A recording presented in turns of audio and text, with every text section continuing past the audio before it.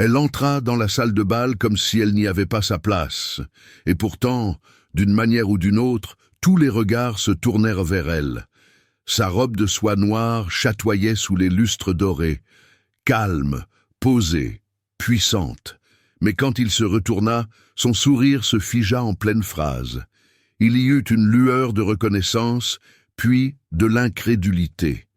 Elle lui adressa un léger signe de tête, les lèvres esquissant un sourire entendu. Et ce fut à cet instant que David Moreau réalisa qu'il avait perdu quelque chose qu'il ne récupérerait jamais. Quelques années plus tôt à peine, Clara Martin ne se serait jamais imaginée dans une pièce pareille. Elle n'était pas le genre de femme que l'on remarquait, du moins pas de la façon dont on la remarquait maintenant. À l'époque, elle était discrète, au cœur tendre, et toujours celle qui se tenait dans l'ombre de quelqu'un d'autre, surtout celle de David. Elle l'avait soutenu quand personne d'autre ne le faisait, à travers les factures impayées, les nuits blanches et les dîners silencieux composés de soupe en sachet et de rêves en miettes. Clara croyait en lui. Elle croyait en eux. Mais une fois l'argent arrivé, la honte suivit. Honte de son corps, honte de sa présence. David n'a pas quitté Clara parce qu'elle l'avait déçu. Il l'a quittée parce qu'elle lui rappelait qui il avait été. Ceci est l'histoire de la façon dont Clara Martin fut rejetée et comment elle s'est relevée, non seulement plus légère physiquement, mais l'âme plus forte, jusqu'à ce que l'homme qui l'avait brisée ne puisse même plus croiser son regard. Et à ce moment-là, elle n'avait aucune idée de ce qui l'attendait. Clara Martin aimait discrètement. Elle n'était ni tape à l'œil, ni bruyante. Son univers était rempli de marmites qui mijotaient, de recettes manuscrites et d'une minuscule cuisine à l'arrière du café de sa tante. C'est là qu'elle travaillait chaque matin, de la farine sur son tablier, un air de jazz doux à la radio et de l'espoir plein le cœur. David Moreau passait parfois les cheveux en bataille après un autre entretien d'embauche raté, desserrant sa cravate en franchissant la porte. Clara souriait toujours en le voyant. « Assieds-toi », disait-elle, lui glissant un bol de sa meilleure soupe de légumes et du pain de campagne. « Tu vas bientôt décrocher quelque chose, j'en suis sûr. » Il lui embrassait le front, marmonnait des remerciements, et restait tard avec elle, rêvant à voix haute de leur futur restaurant. Ils avaient même un nom, Martin & Moreau, cuisine authentique, amour sincère. C'était ça, le rêve, simple, partagé. Puis, sorti de nulle part, David reçut une offre d'emploi. Une grande boîte, une entreprise technologique, dans une autre grande ville. Juste quelques mois, promit-il, les yeux brillants. Je nous installe, et ensuite tu me rejoins. Elle fit ses valises, repassa ses chemises et glissa des petits mots dans sa valise. « Rends-moi fier », lisait-on sur l'un d'eux. La première semaine, il appela tous les soirs. La deuxième semaine, ce fut un jour sur deux. La troisième, ses textos restèrent sans réponse. Puis, plus rien. Au début, Clara mit ça sur le compte des horaires, des délais, de la pression. Elle cuisinait davantage, essayant de se distraire, mais quelque chose la rongeait. Et puis sa meilleure amie Élise envoya une photo, prise lors d'une soirée chic sur un toit-terrasse en ville. Il y avait David, dans un costume qui lui allait maintenant trop bien, et à son bras, une blonde, mince, vêtue de marques de luxe, riant contre son torse comme si elle y avait toujours appartenu. Clara fixa l'écran, hébétée. Elle ne pleura pas à ce moment-là. Au lieu de cela, elle monta dans un bus le lendemain matin. 4 heures de trajet, pas de sommeil, juste des questions. Elle le trouva dans le hall de l'hôtel, exactement comme sur la photo, soigné, confiant, méconnaissable. « David » appela-t-elle. Il se tourna. Pendant une seconde, son visage se figea. Puis, il sourit comme s'il ne la connaissait pas. « Clara, qu'est-ce que tu fais ici ?» La fille à côté de lui se pencha. « Chérie, qui est-ce » La voix de Clara se brisa. « Je suis ta petite amie. » David détourna le regard. C'est là que tout commença à s'effondrer. Clara avait toujours cru aux petites choses ayant une grande signification. Un menu manuscrit, un tablier emprunté, un repas chaud préparé avec cœur. Son rêve n'était pas la gloire, ce n'était pas la fortune. C'était un petit café de quartier chaleureux, un endroit où les gens se sentaient considérés, où les enfants apportaient des dessins pour le mur et où les vieux couples venaient juste pour sa tarte aux myrtilles. Ce rêve portait un nom. Martin et Moreau. Elle se le murmurait chaque soir comme une prière. C'était une promesse, un lieu, une vie qu'elle et David construisaient, brique invisible après brique invisible. Dans son esprit, elle avait déjà peint les murs, choisi le carrelage, décidé du parfum de cannelle et de pain frais qui accueillerait les clients à la porte. Et David était toujours là, à ses côtés, riant, goûtant les sauces, griffonnant des chiffres sur des serviettes. Cet avenir semblait réel, jusqu'au hall de l'hôtel. Debout là, face à David et à la blonde élégante agrippée à son bras, le rêve de Clara vola en éclats comme du verre sur du carrelage. Il ne dit pas grand-chose, il n'en eut pas besoin. « J'ai changé, Clara », marmonna-t-il, osant à peine la regarder dans les yeux. « Je suis ailleurs maintenant. » Elle cligna des yeux. « Qu'est-ce que ça veut dire, au juste ?» Il soupira. « Écoute, je ne peux pas être avec quelqu'un qui n'est pas prêt à évoluer avec moi. » Elle le dévisagea, incertaine d'avoir bien entendu. « Tu as honte de moi ?» demanda-t-elle à voix basse. « Parce que je ne suis pas comme elle. » La fille, Sophie, rit. « Oh ma chérie, sans vouloir t'offenser, mais il n'est tout simplement plus intéressé par ce genre de choses. » Clara sentit chaque mot comme une gifle. « Ce genre de choses ?» murmura-t-elle. David se tortilla, mal à l'aise. « Je ne voulais pas dire ça comme... »« Si, » dit Clara, voyant enfin clair. « Tu pensais chaque mot. » David baissa les yeux. « Je te ferai un virement. Juste, s'il te plaît, ne fais pas de scène. » Une scène. Elle sentit son souffle se couper. Elle l'avait défendu auprès de tout le monde, avait servi d'étable pendant qu'il étudiait, lui avait prêté de l'argent pour le loyer, avait sauté des repas pour s'assurer qu'il mange. Et maintenant, il était là, lui offrant de l'argent pour acheter son silence, parce qu'elle ne correspondait plus à son image. Clara se retourna et sortit de l'hôtel, le vent lui cisaillant la veste comme des aiguilles. Elle s'assit sur un banc de l'autre côté de la rue, regardant les gens passer. Son téléphone vibra. C'était un message de sa tante. « Le café marche moins bien, ma chérie. On va peut-être devoir fermer bientôt. » Un autre coup dur. Elle serra plus fort son manteau, le cœur vide. Pourtant, une partie d'elle murmurait « Peut-être que je peux arranger ça. Peut-être que s'il me voit changer, il reviendra. » Elle ne réalisait pas encore. La seule chose qui avait vraiment besoin de changer n'était pas son corps, c'était la façon dont elle se voyait. Les jours qui suivirent se confondirent comme un miroir embué. Clara retourna dans son petit appartement au-dessus du café. Elle n'avait pas allumé les lumières depuis des jours, les rideaux restaient tirés, la nourriture dans son réfrigérateur restait intacte, le café en bas finit par fermer, sa tante ne pouvait plus le tenir.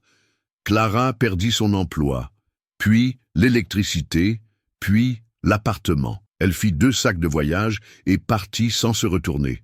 Aucun plan, pas d'argent, personne qui l'attendait. La nuit, elle se blottissait sur un lit de camp à l'arrière d'un foyer pour femmes, entouré des chuchotements d'inconnus et des néons vacillants au plafond. Elle serrait son vieux carnet de recettes comme si c'était de l'oxygène.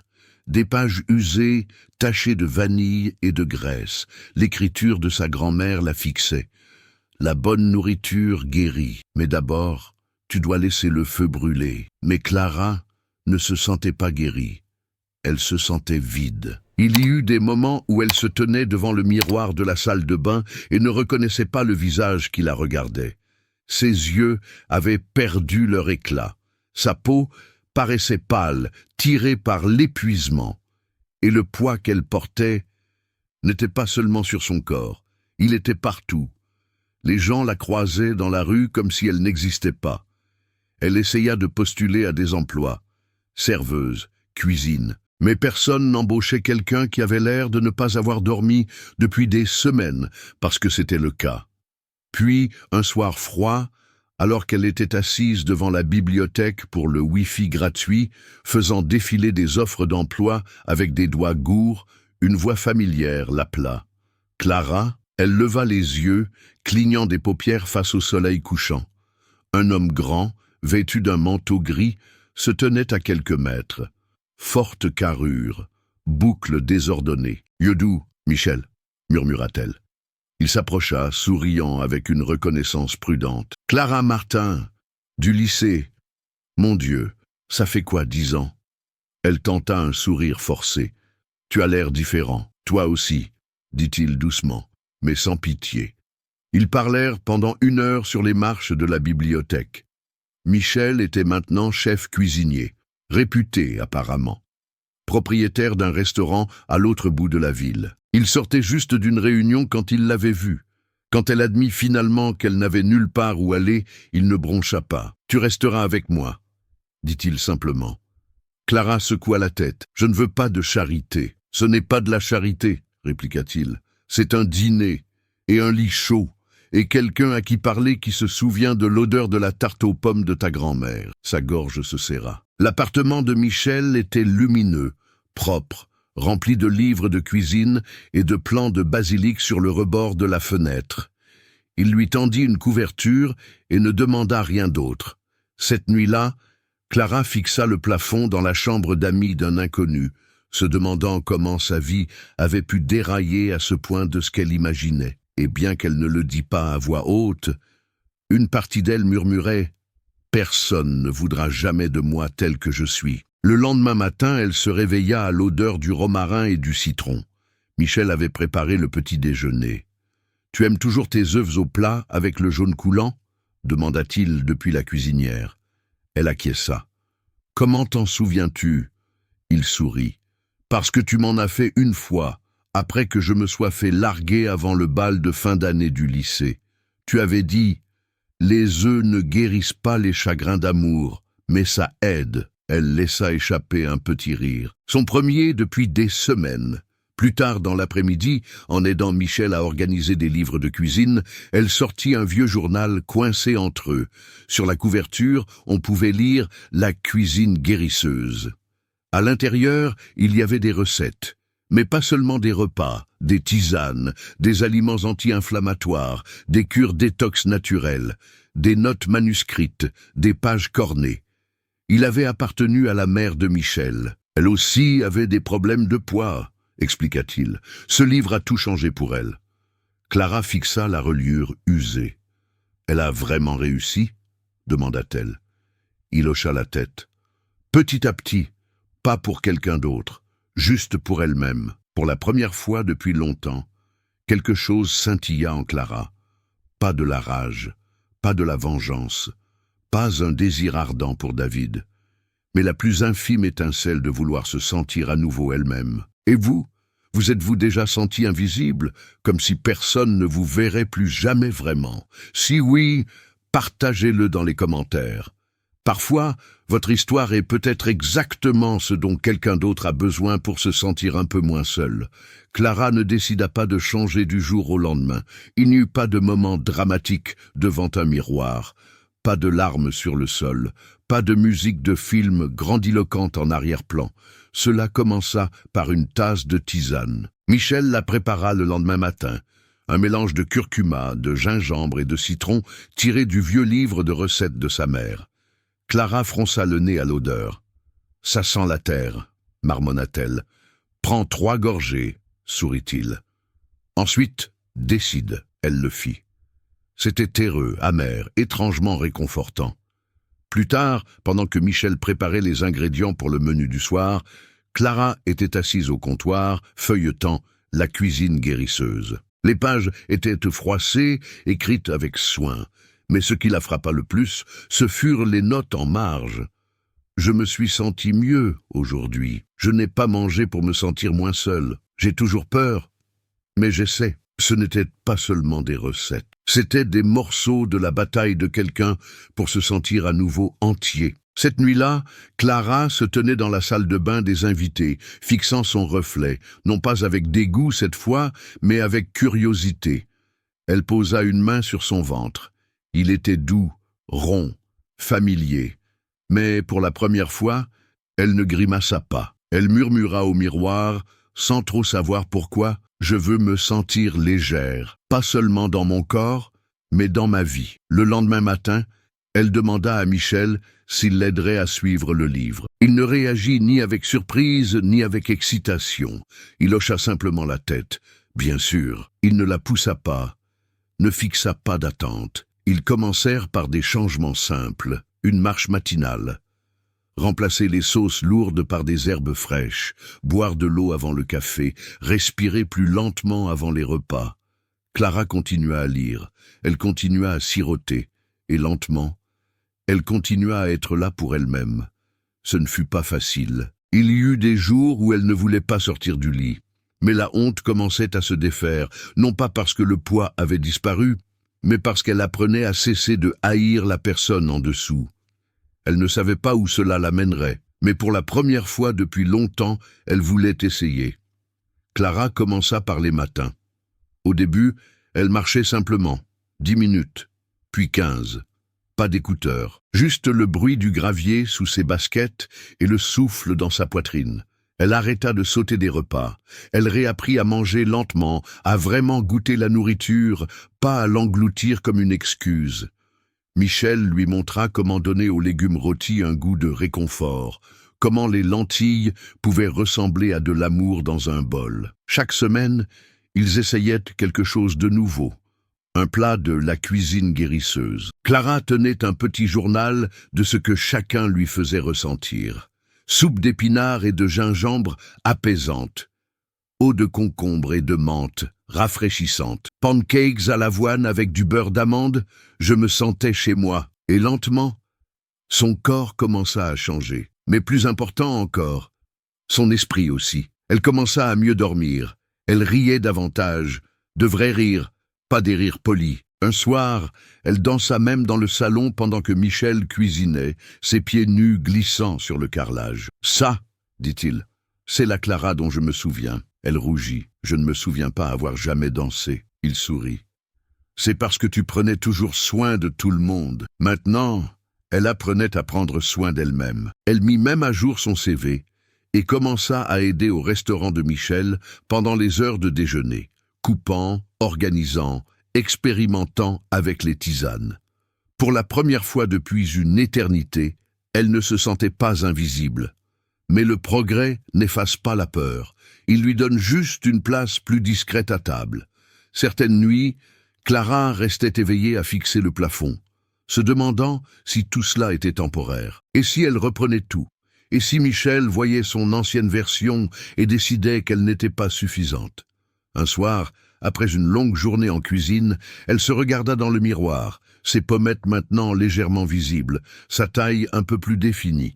Mais la voix à l'intérieur murmura « Ce n'est toujours pas assez ». Elle essaya de s'en défaire, mais la honte est tenace. Au dîner, elle chipota sa nourriture, distraite.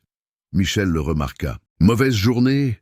Clara hésita. « Je ne sais pas qui je suis sans la douleur, » admit-elle. « Je ne sais pas si je mérite cette nouvelle vie. » Il posa sa fourchette. « Tu mérites la joie, Clara. Pas parce que tu as changé, mais parce que tu en as toujours été digne. » Ces mots restèrent avec elle, chauds et inconfortables, comme la lumière du soleil sur une peau trop longtemps restée à l'ombre. Cette nuit-là, en pliant le linge, son téléphone vibra. Un numéro qu'elle n'avait pas vu depuis des mois. David Moreau. Elle se figea. Il laissa un message vocal. « Salut, j'ai pensé à toi. Pourrions-nous parler ?» Son cœur s'emballa. La vieille douleur remua, mais elle était différente maintenant, plus silencieuse, plus sourde. Non pas parce que ça ne faisait plus mal, mais parce qu'elle n'était plus la même femme qu'il avait laissée derrière lui. Elle fixa l'écran, puis regarda vers la cuisine, où Michel fredonnait pour lui-même, hachant du romarin. Elle n'avait pas répondu. Pas encore, mais quelque chose au fond d'elle lui disait « Cet appel allait tout changer ». L'invitation arriva 2 semaines plus tard. Michel devait être honoré lors d'un gala culinaire en ville. « Beaucoup de monde, bonne nourriture, discours ennuyeux », plaisanta-t-il. Puis il ajouta, presque nerveusement, « J'aimerais vraiment que tu viennes avec moi. » Clara hésita. Des événements comme ça n'étaient pas pour des gens comme elle, ou du moins c'est ce qu'elle croyait autrefois. Mais ce soir-là, elle se tenait devant le grand miroir de Michel, vêtue d'une robe émeraude profond qu'ils avaient trouvée ensemble dans une boutique. Le tissu l'enveloppait aux bons endroits, ses clavicules se devinaient, ses yeux pétillaient. Elle ne ressemblait pas à quelqu'un qui essayait de disparaître. Quand ils arrivèrent sur les lieux, les lumières étaient chaudes, dorées. La salle de bal bourdonnait de conversations et de tintements de verre. Clara entra, le menton légèrement relevé, ses doigts entrelacés avec ceux de Michel. Elle ne le savait pas, mais à travers la pièce, les gens se tournèrent pour la regarder. Puis, juste après la table des cocktails, elle le vit. David. Il avait l'air plus mince, pas dans le bon sens du terme. Il avait des cernes sous les yeux. Son costume semblait un peu serré au col. Et à côté de lui se tenait Sophie, toujours élégante, toujours vive, mais visiblement ennuyée. Il vit Clara et la regarda à 2 fois. Elle observa ses sourcils se froncer, la confusion laissant place à l'incrédulité. Il se pencha vers Sophie. « C'est Clara ?» Sophie haussa les épaules, sirotant du champagne. « Qui que ce soit, elle est magnifique. » Il fit quelques pas en avant, stupéfait. « Clara ?» Elle sourit doucement. « Bonjour, David. » Mon dos, sa mâchoire se crispa. « Tu as l'air différente. » Elle acquiesça. « Toi aussi. » Il y eut une longue pause. Il regarda Michel, puis de nouveau elle. « Je ne m'attendais pas à te voir ici, » dit-il. « Je ne m'attendais pas à être ici, » répondit-elle calmement. « Mais j'y ai ma place, plus que je ne l'ai jamais eue avec toi. » David ouvrit la bouche, mais rien ne sortit. Michel s'approcha, passant un bras autour de la taille de Clara. « Elle est mon associée, » dit-il, « et bientôt copropriétaire de notre nouveau bistrot. » Clara soutint le regard de David. « C'est aussi la femme que tu as laissée derrière toi, » ajouta Michel, « mais qui se tient maintenant 10 pas devant toi. » David déglutit difficilement. Sophie jeta un coup d'œil entre eux, puis s'excusa. La foule commença à applaudir alors que le nom de Michel était annoncé sur scène. Il se tourna vers Clara. « Tu montes avec moi ?» Elle hésita, puis acquiesça. Ils se dirigèrent vers les projecteurs, main dans la main. En montant sur scène, elle aperçut son reflet dans le verre de la tour de champagne. C'était la même femme qui s'était autrefois assise sur un banc de parc, pleurant un homme qui la faisait se sentir petite. Mais maintenant, elle n'était pas petite, elle n'était pas brisée, elle était vue, applaudie, et elle ne devait d'explication à personne, ni pour son corps, ni pour son parcours, ni pour sa joie. Le gala prit fin, mais quelque chose de plus profond avait commencé. Clara ne quitta pas seulement cette salle de bal avec une main dans la sienne ou des compliments au passage. Elle partit avec quelque chose de bien plus puissant, la clarté. Elle croyait autrefois que sa valeur devait être prouvée, en se rabaissant, en se sacrifiant, en gagnant l'amour de quelqu'un en étant moins. Mais debout sur cette scène, elle réalisa. Elle n'avait jamais eu besoin de devenir plus petite pour mériter plus. L'amour qu'elle avait donné à David, patient, loyal, entier, n'avait jamais été le problème.